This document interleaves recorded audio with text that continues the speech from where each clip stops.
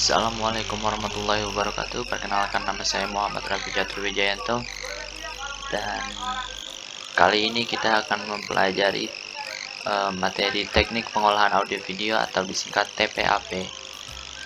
Berikut contoh gambar dari masing-masing angle dan shot.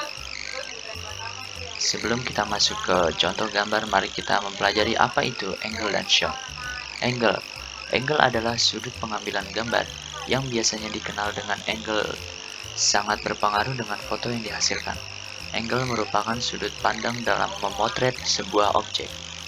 Shot, komposisi shot atau biasa disebut dengan shot size adalah pengukuran sebuah gambar yang ditentukan berdasarkan objek, pengaturan besar dan posisi objek dalam frame atau bingkai, dan posisi kamera yang diinginkan. Pertama, mari kita masuk ke dalam angle.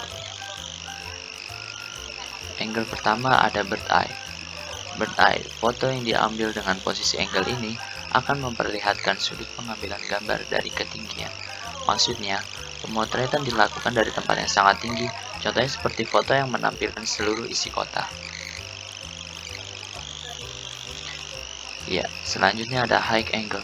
Angle ini mirip dengan angle bird view, yang pengambilan objeknya diambil dari tempat yang tinggi, hanya saja tidak se-ekstrim bird view.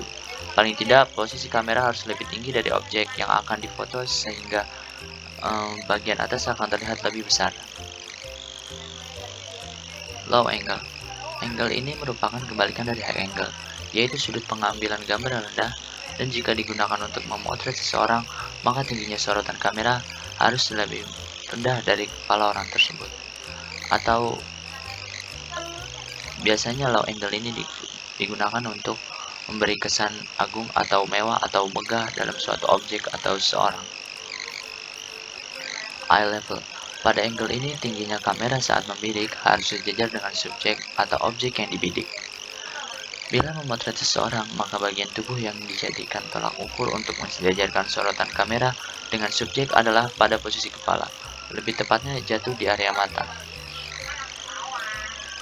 Frog eye. Ya, sudut pandang ini gak beda jauh dari low angle, hanya saja lebih rendah, ibarat menangkap adegan dari mata katak. Ya, selanjutnya kita masuk ke shot. Apa aja sih shot itu? Yang pertama ada extreme close up. Teknik pengambilan gambar sebagian dari keseluruhan objek yang dibidik, misalnya matanya, kupingnya, atau mulutnya saja. Big close up. Teknik pengambilan gambar sebagian dari wajah, dari dagu hingga kepala atau kening. Pengambilan gambar ini lebih tajam dari pengambilan gambar close up. Close up. Teknik pengambilan gambar sebagian dari keseluruhan objek, dari ujung kepala sampai batas bahu atau dada seseorang. Medium close up. Teknik pengambilan gambar dari ujung kepala sampai ulu hati seseorang. Medium shot. Teknik ini akan memvisualisasikan setengah dari keseluruhan bidikan objek manusia, misalnya dari ujung kepala hingga pinggang objek atau seseorang. Niche shot. Teknik ini dengan ukuran gambar 3/4 dari keseluruhan bidikan objek manusia, misalnya dari ujung kepala sampai lutut objek atau seseorang. Full shot. Teknik pengambilan gambar keseluruhan bidikan objek manusia atau binatang maupun kendaraan, misalnya dari ujung kepala hingga ujung kaki. Extreme long shot. Gambar diambil dari jarak yang sangat jauh. Yang ditonjolkan ini biasanya bukan objek lagi tetapi melainkan latar belakangnya. Establishing shot. Pengambilan gambar secara keseluruhan suatu tempat atau pemandangan untuk memberi orientasi tempat di mana peristiwa atau adegan itu terjadi. One shot. Shot yang menampilkan satu orang atau objek terlepas dari jauh atau dekatnya pengambilan gambar.